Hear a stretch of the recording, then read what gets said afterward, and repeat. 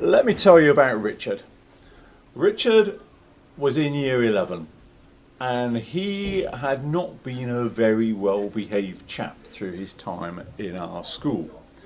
And it got to the Christmas of year 11 and he was really pretty vicious to another boy in the school, and we were on the verge of permanently excluding him.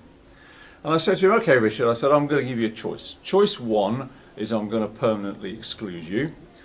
Choice two is that you agree to work with me for the rest of this year so that we can see whether we can get you to the summer with some decent GCSEs and without you having got into any more trouble. So Richard agreed that that's what he'd do, and we met pretty regularly between that Christmas and the summer, and he did indeed leave our school that summer with a decent clutch of GCSEs and into a job. And when those results came out in the middle of the summer, he posted me a card which said, "Dear Mr. Pope," and he couldn't spell that correctly and he couldn't get the capital letters in the right place, but never mind. "Dear Mr. Pope," it said, "thank you so much for all you've done. You've changed my life." Now that card meant a great deal to me, but it's actually just the microcosm of what teachers feel and experience day in, day out. It's what brings teachers into the job. It's that opportunity to make a difference in the lives of children. And they make that difference in all sorts of different ways. Sometimes it's just in a lesson where a child suddenly understands something that they've struggled with for years.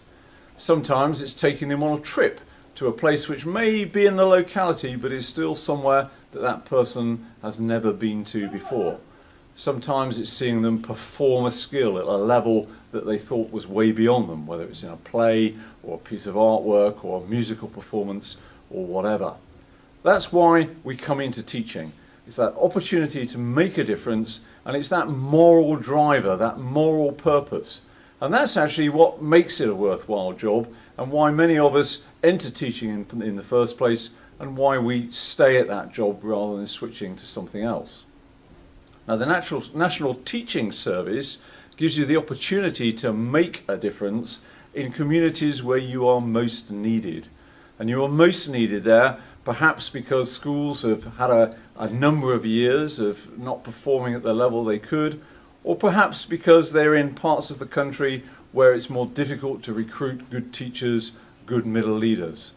So if you enjoy your job now and you enjoy making a difference, then I urge you to take a look at the National Teaching Service and see whether it's for you.